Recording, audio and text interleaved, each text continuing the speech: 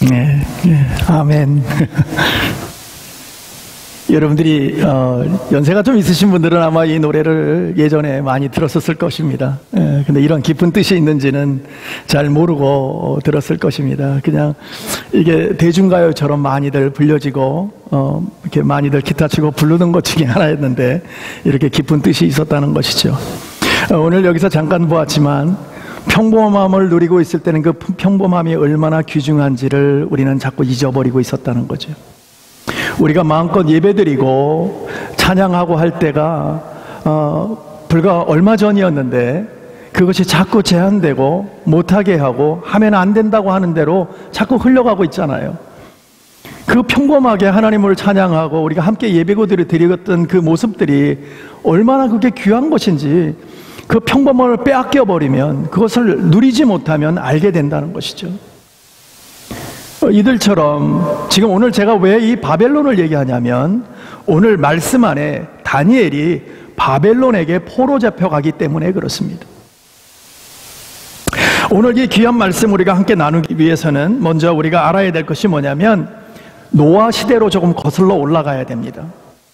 과거를 좀 우리가 회상해야 되는데 노아 시대로 좀 가서 그 당시의 역사를 조금 알아야 우리가 오늘의 말씀이 풀려집니다.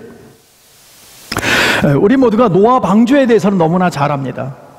하나님께서 노아를 택하셔서 그에게 방주를 짓게 하십니다.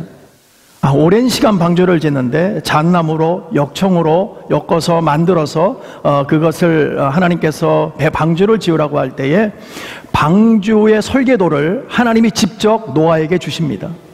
그래서 그것을 짓게 되지요. 뿐만 아니라 방주에 탔을 때에는 하나님께서 문을 닫아주세요. 근데 문을 열고 나올 때는 노아를 통해서 직접 열고 나오게 하지만 문을 닫을 때에는 이제 비가 오려고 이제 모든 것이 다 준비가 되어 있을 때는 하나님이 문을 닫으셨다고 성경에는 기록하고 있습니다. 이 배는요 3층으로 되어 있어요. 그리고 조그마한 창문만 딱 하나 있습니다. 지금처럼 뭐 윈도우가 크게 이렇게 다 있고 크루즈선 타면은 옆에 윈도우가 밖을 쫙 내다볼 수 있는 그런 게 아니고요. 조그마한 창문만 하나 있고 다 닫혀져 있는 그런 방주였습니다. 하나님께서 이 방주를 왜 만들게 했냐면 당시에 이 세상의 죄악들이 얼마나 많은지 얼마나 죄가 관영되어 있는지 그것을 하나님이 이제는 더 이상 볼 수가 없었던 거예요.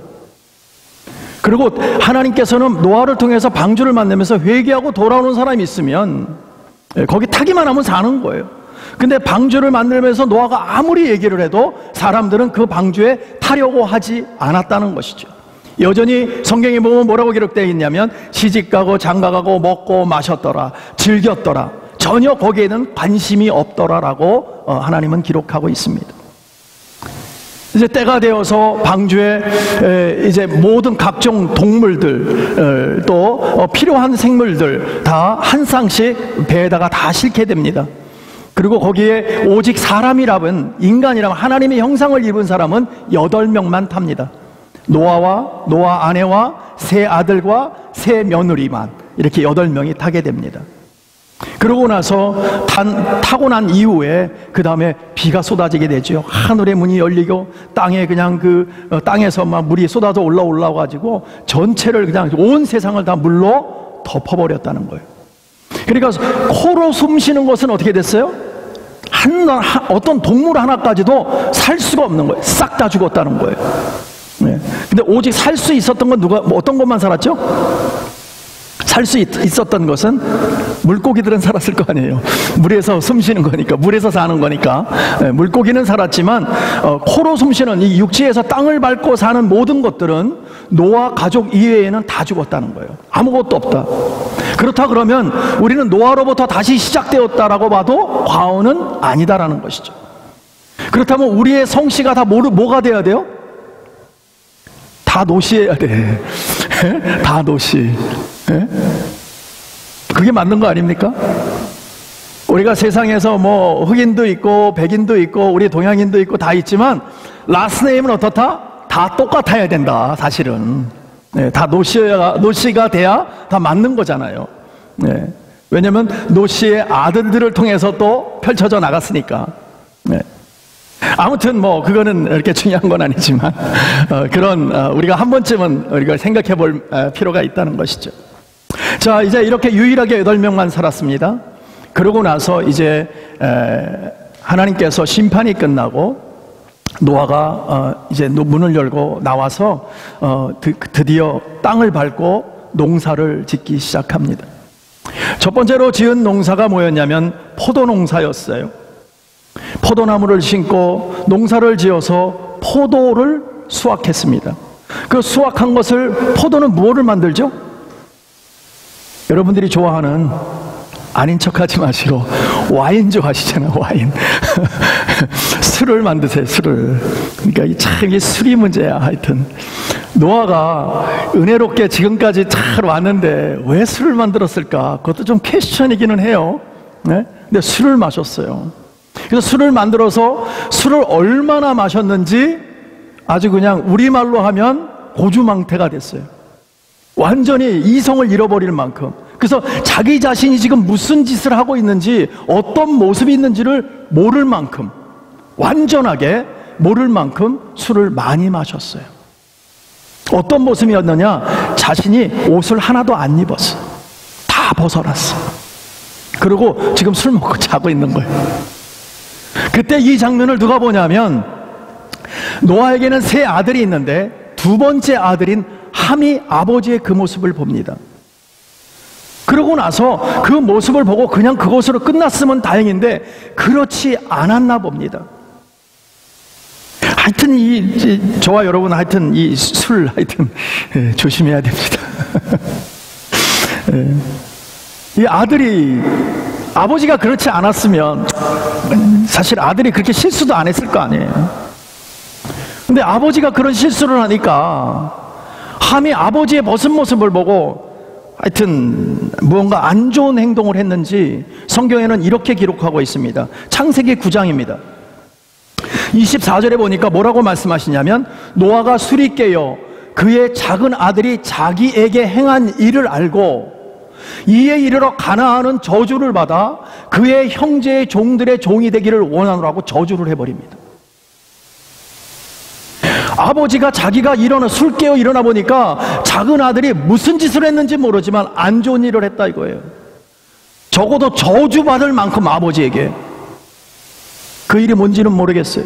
성경은 기록하고 있지 않지만, 그러나 저주받을 만큼 그 아들은 뭔가 아버지에게 잘못된 어떤 짓을 했다는 거죠. 자, 세월이 흘러갑니다. 노아의 둘째 아들, 아버지에게 저주받은 함이요, 그들이 세력을 이끌고 그들이 그 부족을 이끌고 자기의 자녀들이 이제 살기 시작하신 곳이 어디였냐면은 가나안 땅이었어요. 우리가 알고 있는 가나안 땅, 젖과 꿀이 흐르는 가나안 땅을 이 함의 후손들이 먼저 살고 있었던 거예요. 그런데 이들이 그곳에서 살고 있지만 노아의 첫 번째 아들이 있어요. 그 아들이 누구냐면 셈이라는 아들이에요. 이 셈의 후손들이 누구냐? 우리가 잘 아는 열국의 아비 아브라함, 이삭, 야곱, 요셉. 네. 이 셈의 후손들이에요.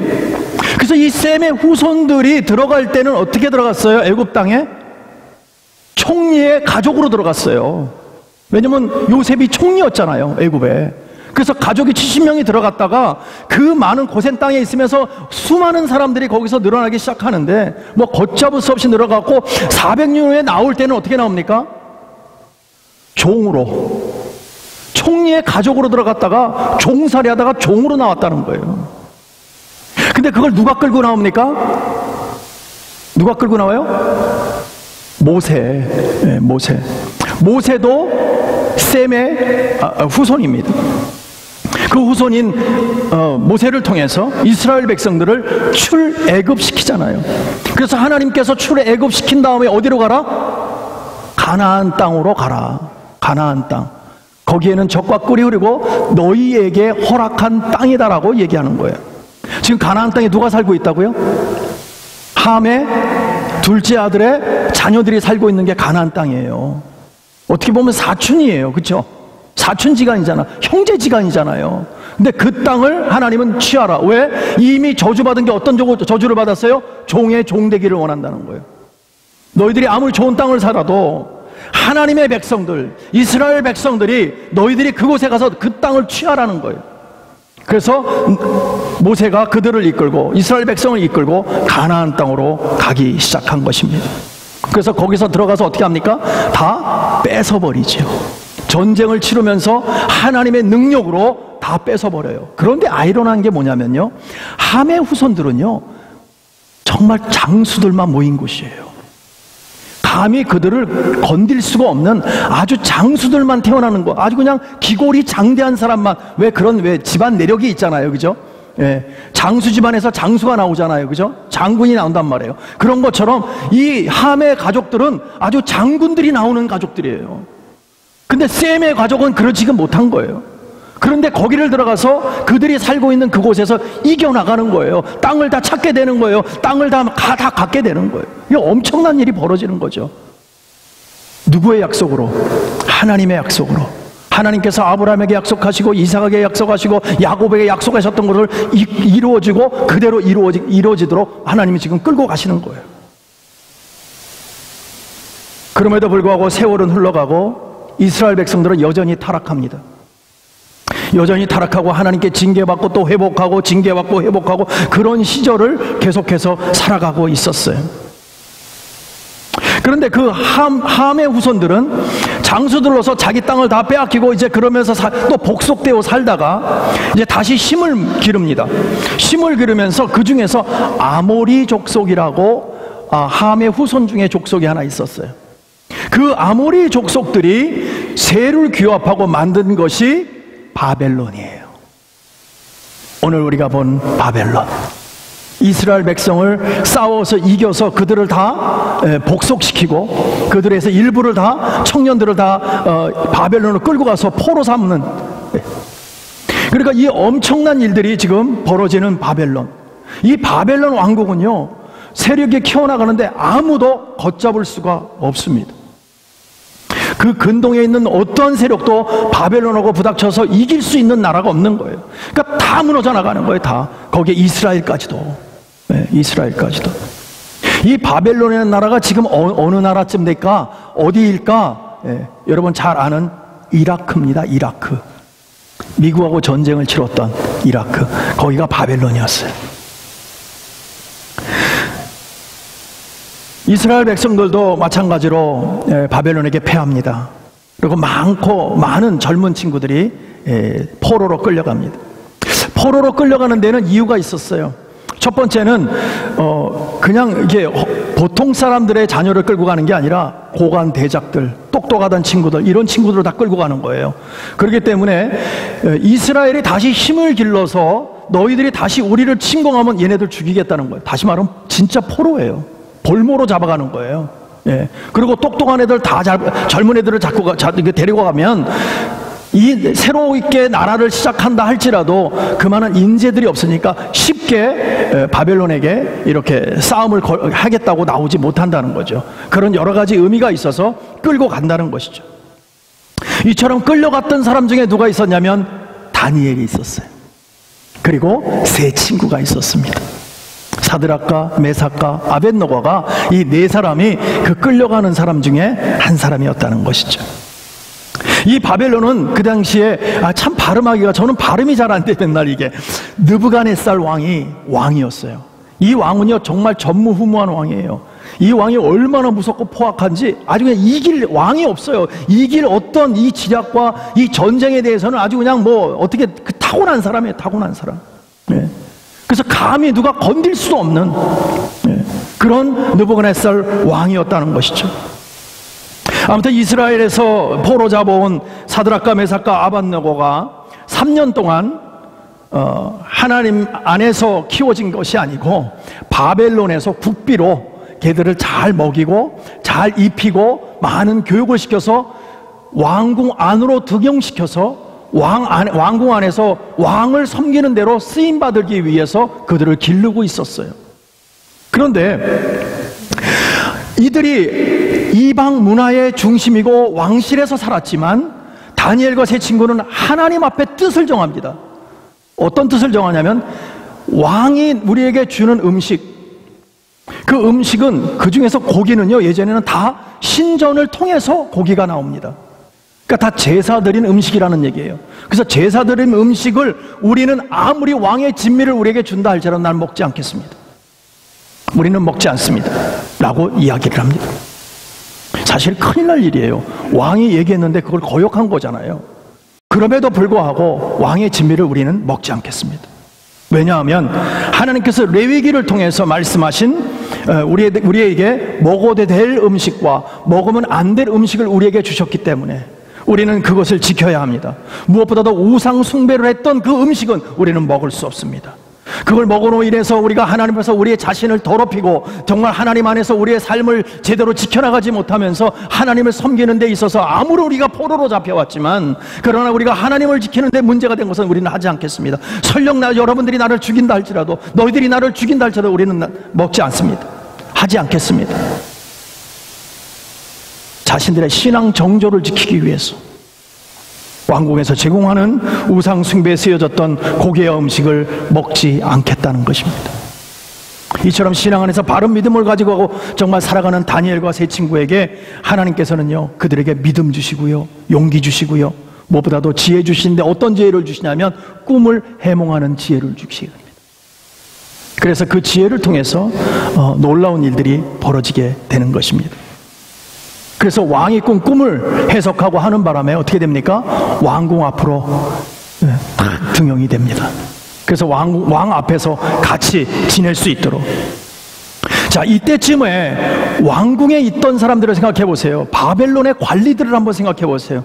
포로로 끌려왔는데 어떻게 보면 우리의 종인데 그가 왕이 신임하는 정말 관료가 돼 있어서 왕이 그들과만 같이 얘기하고 그들의 얘기만 들으려고 한다 그러면 우리의 지금 자기 자신들이 생각할 때는, 관리들이 생각할 때는 어떻겠어요? 아마 몹시 못 견디는 거죠. 막 정말 죽이고 싶은 거죠. 저것들만 없으면 우리가 저 왕이 우리를 신임할 텐데, 어느 날 갑자기 다니엘과 세 친구가 나타나더니 왕이 저들을 신뢰하고 저들의 말만 들으려고 하니까, 야, 저걸 어떻게 해야 저 사람들을 치울 수 있나, 어떻게 하면 저들을 죽일 수 있는가, 그렇게 고민을 하기 시작했습니다. 그런데 가만히 보니까는요, 이 시기와 질투 속에서 그들을 자세히 보니까, 세 친구를 보고 다니엘을 보니까 이들이 섬기는 신이 따로 있는 거예요. 하나님이라는 신을 섬기는데 그 하나님의 신만을 섬기면서 다른 신은 절하지도 않고 또 음식도 안 먹고 아무것도 안 한다는 거예요. 옳거니 그렇다 그러면 우리가 지혜를 짜내자. 그리고 왕에게 간청합니다. 뭐라고 간청하냐면, 느부갓네살 왕이요, 당신은 이 모든 세상 속에서 당신이 최고의 왕입니다. 누구라든지 다 당신 앞에서 머리를 숙여야 되는 것입니다. 그러기 위해서 지금 당신 앞에 다 세울 수 없으니까 우리가 금신상을 하나 만듭시다, 큰 걸로. 그래서 그 앞에 그냥 시간이 딱 되어서 각종 풍악이 울리면 모든 사람들이 다 당신 앞에 절할 수 있도록 그렇게 만듭시다. 그러니까 느부갓네살 왕이 딱 들어보니까 괜찮거든요. 그래서 오케이, 신상을 만들어라. 신상을 만듭니다. 그러고 나서 시간이 되어서 절을 하게 만듭니다. 아무도 절하지 않는 거예요. 백성들은 다 하지만 다니엘과 세 친구는 절하지 않았다는 거예요. 그래서 어떤 일이 벌어지냐면, 하나님 앞에서 범죄하면서 나는 금신상에 절하지 않겠다라고 버텼던 다니엘과 세 친구예요. 목숨을 구걸하지 않겠다는 거죠. 그러면서 믿음으로 이렇게 선포합니다.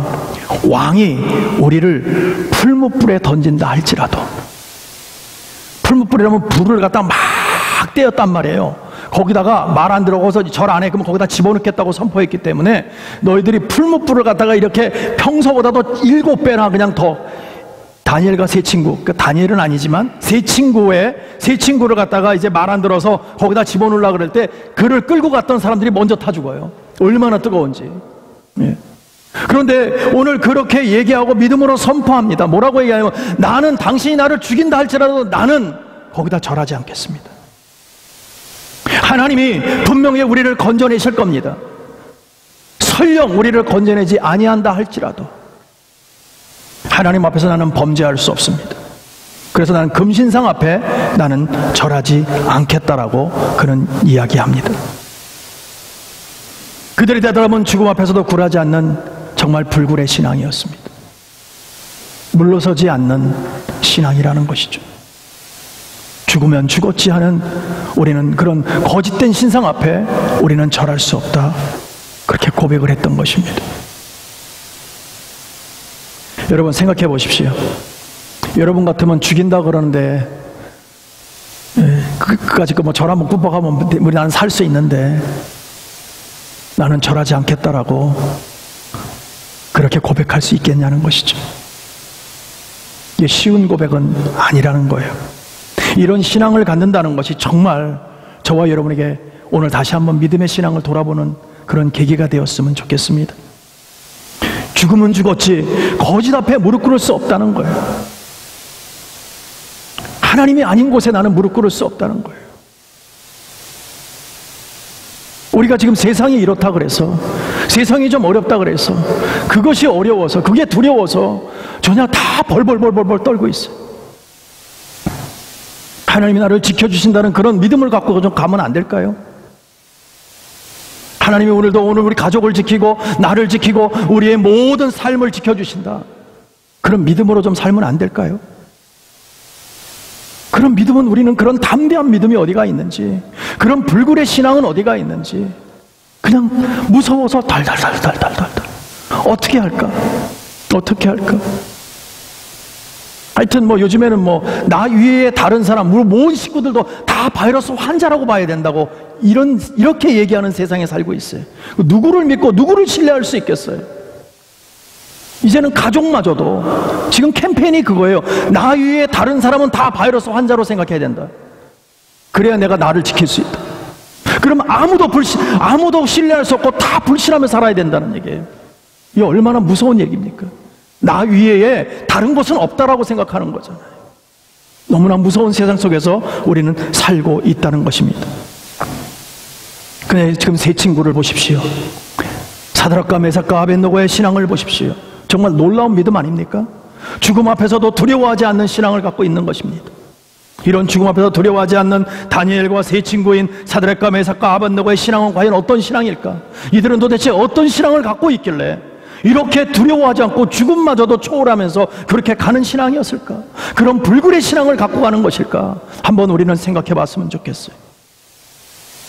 어떤 신앙을 갖고 있는지 첫 번째로 본다면 하나님이 살아계시고 유일하신 참신이라는 사실을 믿는 신앙입니다. 이것을 굳게 믿고 살았다는 거예요. 지금 세 청년은 왕이 세운 금신장 앞에, 물론 바벨론은 모든 그냥 자기가 눈에 보는 하나님 위의 모든 것은 신이 아니다라고 얘기하는 거예요. 신이 아니다. 이게 보통 고백이 아닌 거예요, 여러분. 남의 나라 끌려와 갖고, 옛날에는요 이 전쟁의 개념이 어떤 개념이었냐면, 사람끼리 전쟁하라는 것도 있지만 사실은요 신과 신의 전쟁이라고 생각했어요. 그래서 전쟁에서 어느 나라가 딱 이겼다 그러면 이쪽 신이 이쪽 신에게 진 거야. 그렇기 때문에 이쪽 신을 섬겨야 되는 거예요, 전부 다. 네. 자, 이스라엘이 바벨론에게 졌습니다. 그래서 끌려왔어요. 그러면 바벨론을 섬겨야 되는 거예요. 바벨론이 섬기고 있는 신을 섬겨야 맞는 거예요. 근데 이들은 지금 버티고 있는 거예요. 하나님만이 유일하신 신이다. 우리가 비록 졌지만, 이스라엘에 비록 져서 내가 여기에 포로로 끌려왔지만 그 신만이 참신이다, 진짜 신이고 다른 신은 없다라고 고백하는 거예요. 이 고백 속에는요 자기의 자신을 다 내놓는 고백이에요. 여러분 생각해 보세요. 이 고백해서 살아남을 사람이 어디 있겠어요? 다 죽는 거죠. 네. 그런데 그 죽음을 각오하고 지금 이야기하고 있는 것입니다. 그러면서 오직 하나님만 참신이라고 비굴하게 살고 싶지 않다는 거죠. 비굴하게 살고 싶지 않다. 정말 하나님이 살아계신 그 하나님은 나는 믿고 있기 때문에 가짜 신 앞에서 나는 비굴하게, 설령 내 목숨이 날아간다 할지라도 나는 거기서 무릎 꿇지 않겠다는 거예요. 그러면서 그들이 기억한 것이 뭡니까? 십계명을 기억한 거예요. 하나님이 자기 자신들에게, 하나님 이스라엘 백성에게 주었던 십계명을 기억한 거예요. 1계명이 뭡니까? 나 외에 다른 신을 섬기지 말라가 1계명이에요. 2계명이 뭐라 그럽니까? 우상을 만들지 말라고 하잖아요. 그것이 딱 들어오니까 우리하고는 맞지 않는 거예요. 때문에 그들은 그 계명대로 다른 신이나 우상 앞에 절하지 않게 되었던 것입니다. 예전에 바벨론뿐만 아니라 오늘날에도 세상에는 많은 신과 우상들이 얼마나 많은지 몰라요. 그 모든 신과 우상들은 우리는 가짜다라고 우리는 고백해야 된다는 말입니다. 오직 유일하신 하나님만이 참 신이시다. 그 하나님만을 믿고 의지하는 나가는 저와 여러분인 줄로 믿으시기 바랍니다. 그래서 세상에 있는 것은 우리가 모든 것이 다 가짜라고 이야기하는 것이 성경에 기록하고 있어요. 뭐라 그러냐면 여러분 시편 115편을 한번 보셔야 되는데 거기서 뭐라 그러냐면 저희 우상은 은과 금이요 사람의 수공물이라 사람이 만들었다 그거예요. 그러면서 입이 있어도 말하지 못하며 눈이 있어도 보지 못하며 귀가 있어도 듣지 못하며 코가 있어도 맞지 못하며 손이 있어도 만지지 못하며 발이 있어도 걷지 못하며 목구멍으로 소리도 못 낸다는 거예요. 아무것도 아니다 그거예요. 그냥 사람이 하나 그냥 깎아서 만들어 놓은 거지 아무것도 아니다. 예.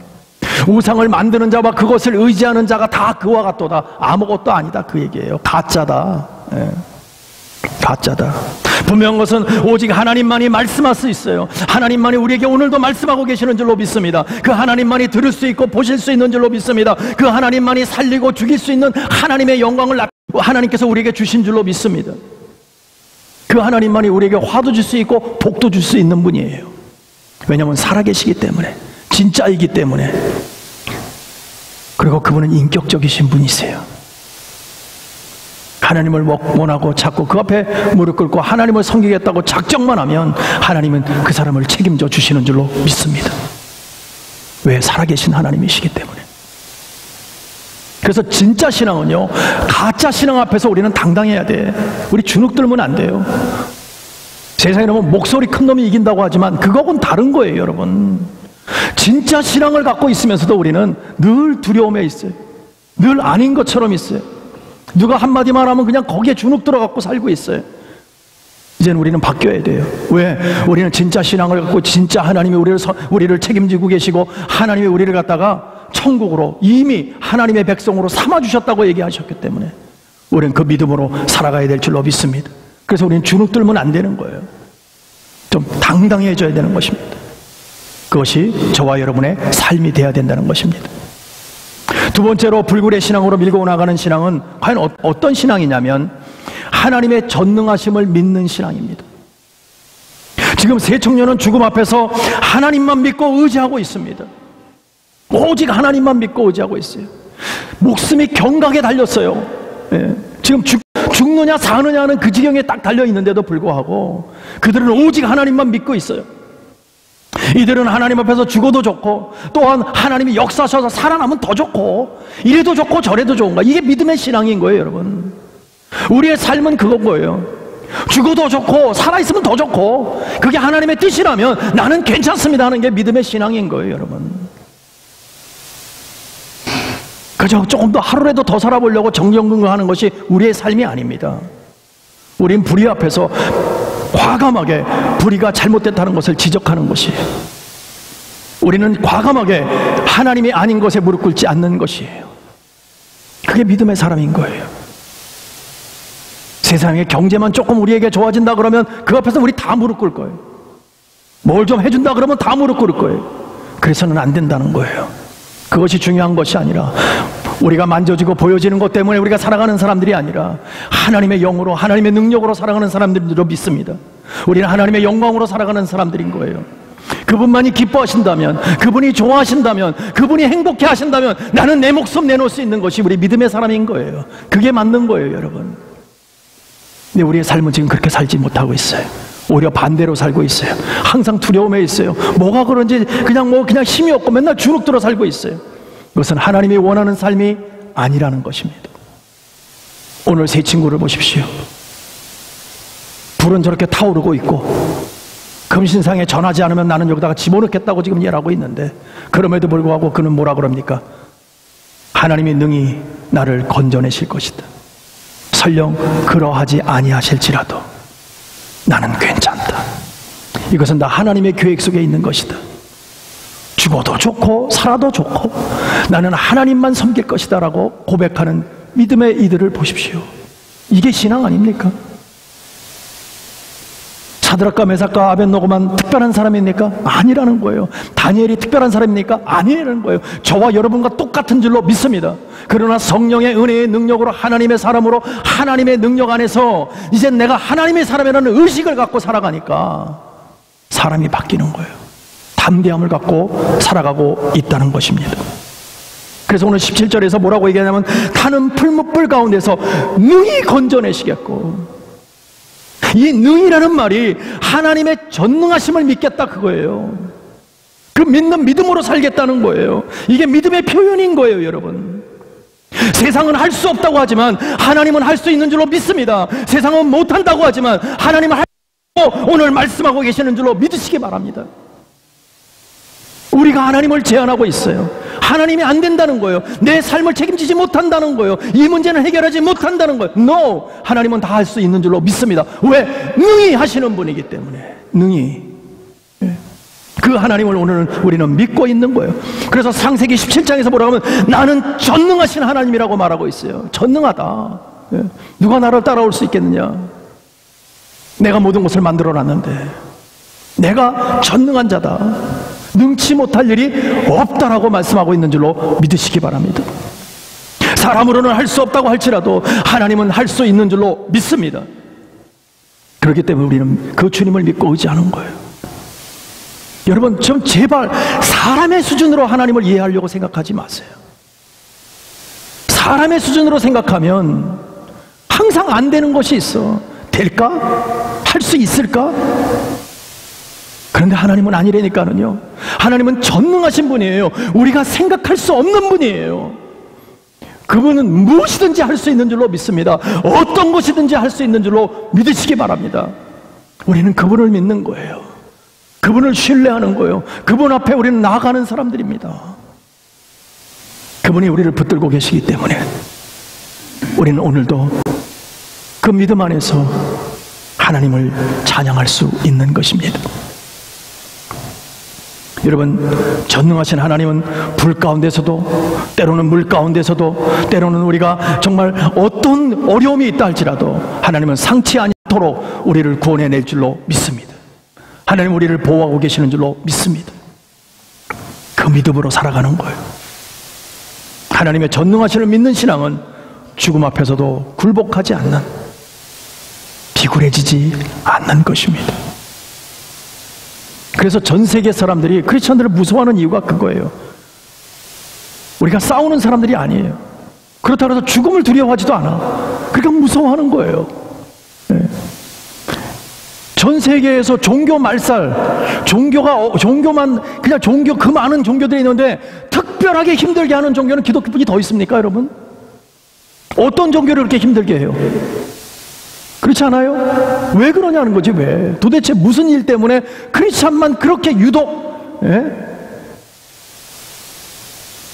아마 우리가 시작하기 전에 봤던 저런 노래도 지금 저 노래를 만들어서 불렀다고 생각해 보세요. 부를 수는 있겠어요? 뭐 별의별 걸 다 걸어서 아마 못 부르게 해놓을 거예요. 예. 여러분, 우리는 하나님의 사람입니다. 우리 비굴하게 살지 맙시다. 두렵게, 어렵게 살지 맙시다. 우리는 하나님을 믿고 의지하면서 하나님만 바라보았으면 좋겠습니다. 마지막으로 불굴의 신앙으로 밀고 나가는 믿음은 하나님의 섭리를 믿는 믿음입니다. 지금 세 청년은 전능하신 하나님이 그들을 평소보다도 7배나 더 뜨겁게 한 풀무불에 그곳에서 건져주실 것을 믿고 있었다는 거예요, 여러분. 얼마나 대단한 신앙입니까? 설령 그렇게 하지 않는다 할지라도, 그리 아니하실지라도 이 신앙이 너무너무 중요한 거예요, 여러분.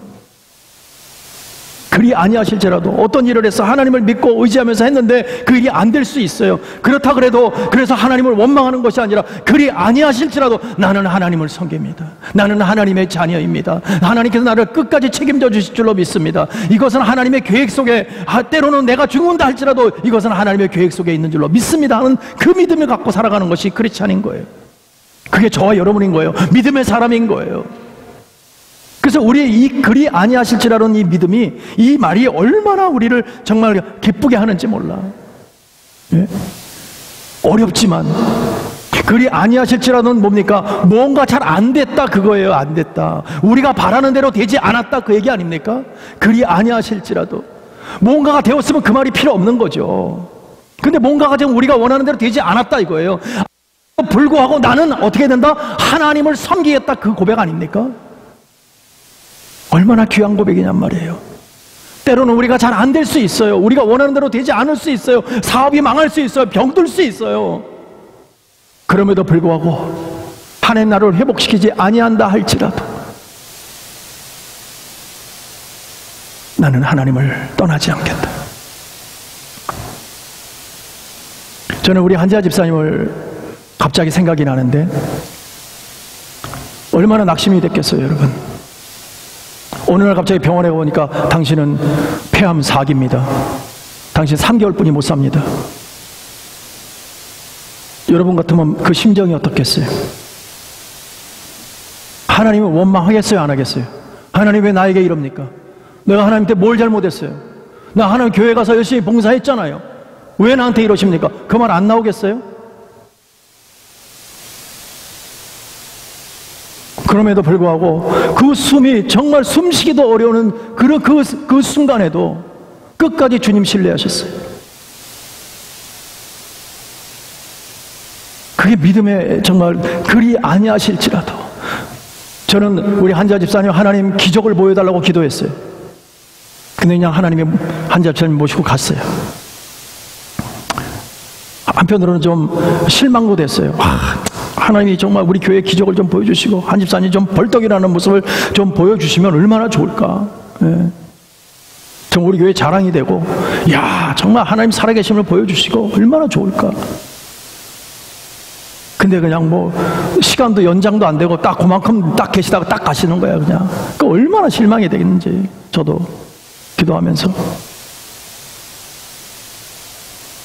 그래서 제가 위로받은 것은 그분의 목소리가 수화기 너머에 들리는데 그 힘들고 숨쉬기도 힘들면서도 그러면서도 하나님을 신뢰하는 그 모습이 그냥 느껴지는 거예요. 느껴져요. 우리가 저렇게 그 정도로는 돼야 되지 않냐 이거죠. 그리 아니하실지라도 예? 내 병을 고쳐주지 아니하실지라도 나는 하나님을 신뢰하겠다는 거예요. 왜요? 이 땅보다도 더 큰 하나님의 나라가 있기 때문에 나는 그곳에 간다는 믿음의 확신이 있으니까. 얼마나 대단한지. 여러분 그것이 불굴의 신앙입니다. 목숨이 경각에 달렸을 때 나타나는 거예요. 여러분 진짜와 가짜는. 예. 지금은 다 괜찮아. 다 괜찮다고 얘기해요. 다 하나님 잘 섬긴다고 얘기해요. 근데 여러분의 생명이 경각에 있을 때 그때 나타날 거예요. 진짜인지 가짜인지가. 여러분 우리는 진짜가 돼야 됩니다. 거짓으로 살면 안 돼. 진짜가 돼야 되는 거예요. 그래야 천국 가는 거예요. 여러분 가짜로 살아서는 천국 갈 수 없습니다. 우리 모두는 진짜인 줄로 믿습니다. 그래서 오늘 믿음 안에서 우리가 나아갈 때에 모든 것이 하나님의 계획 안에 있다는 것을 여러분 꼭 기억해 주시기 바랍니다. 세상이 어떤 모습이 보여진다 할지라도 어떤 어려움이 우리에게 닥쳐온다 할지라도 그것은 하나님의 계획 가운데 있는 것이다. 하나님께서 살리고 죽이는 것은 하나님의 주권 안에 있고 하나님께서 이끄신다. 그러나 내가 할 것은 오직 하나님의 영광 돌리는 것이다. 내가 할 것은 하나님께 있는 곳에서 하나님을 열심히 찬양하는 것이고 하나님을 열심히 섬기는 것이다. 그러면서 우리는 낙심하지 아니하고 포기하지 않는 거예요. 끝까지 주님을 신뢰하면서 때로는 내가 환난 가운데 있다 할지라도 하나님이 능히 건져주실 줄 믿습니다 하는 그 능히 건져주시는 그 하나님, 나를 살리시는 그 하나님. 그러나 능력이 없어서 나를 못 살리는 것이 아니라 나를 회복시켜 주시는 것이 능력이 없어서 못 회복시켜 주는 것이 아니라 하나님의 계획 가운데 있기 때문에 때로는 내가 잘 될 수도 있고 때로는 어려울 수도 있어요. 그럼에도 불구하고 우리의 흔들리지 않는 믿음은 오직 하나님을 섬긴다는 것이죠. 어떤 상황과 현실이 우리에게 닥쳐온다 할지라도 나는 하나님만 섬기겠다. 난 그 주님만 섬기고 나가겠다. 그런 불굴의 신앙, 밀고 나가는 신앙, 오직 주님만을 위해서 불도다처럼 탱크처럼 그냥 앞만 보고 천국을 향해 나가는 그런 믿음의 신앙이 오늘 저와 여러분에게 있어야 된다는 것입니다. 그래 우리는 낙심하지 않아요. 어떤 어려움이 왔을 때 우리는 낙심하지 않는 것입니다. 왜냐하면 하나님께서 책임져 주실 것을 믿기 때문에. 그것이 저와 여러분의 믿음의 신앙 되기를 간절히 축원합니다. 사랑하는 성도 여러분, 오늘 사드락과 메삭과 아벳느고가 소유했던 불굴의 신앙은 살아계신 하나님을 전적으로 신뢰하는 신앙이었어요. 살아계신 하나님을 전적으로 의지하는 신앙이었습니다. 우리 모두도 살아서 역사하시는 하나님을 통해서 우리 환경에 굴복하지 마시고, 경제에 굴복하지 마시고, 질병에 굴복하지 마시고, 우리가 뚫고 나가는 신앙을 가지고 하나님께서 우리와 함께하면서 하나님이 우리를 책임져 주신다는 믿음의 신앙을 가지고 오직 주님만을 바라보는 저와 여러분 되기를 소원합니다. 주님은 오늘도 우리와 함께 하시는 줄로 믿습니다. 주님은 오늘 이 자리에 함께 하신 줄로 믿으시기 바랍니다. 그 주님이 역사하고 계시잖아요. 그 주님만 신뢰하는 저와 여러분 되어서 오직 주님만 바라보고 믿음으로 살아가는, 그래서 하나님께 칭찬 듣는 저와 여러분 되시기를 간절히 축복하고 축원합니다. 기도하겠습니다. 하나님 감사합니다. 너무나 부족하고 어눌한 죄인들입니다. 우리가 정말 진짜 신앙을 갖기 원합니다. 하나님의 영광을 나타내는 신앙 되기 원합니다. 잘했다 칭찬받는 신앙 되기 원합니다. 오직 예수께 영광 돌리는 신앙 되기 원합니다. 하나님만 바라볼 때에 부족함이 없도록 마지막 때에 하나님께 영광의 자리에 앉을 수 있는 귀한 믿음의 신앙을 가질 수 있도록 주님 축복하여 주시옵소서. 모든 것 주 앞에 영광 돌립니다. 우리 주님께서 함께 하실 줄로 믿사옵고 예수님의 이름으로 간절히 기도드립니다. 아멘. 아멘.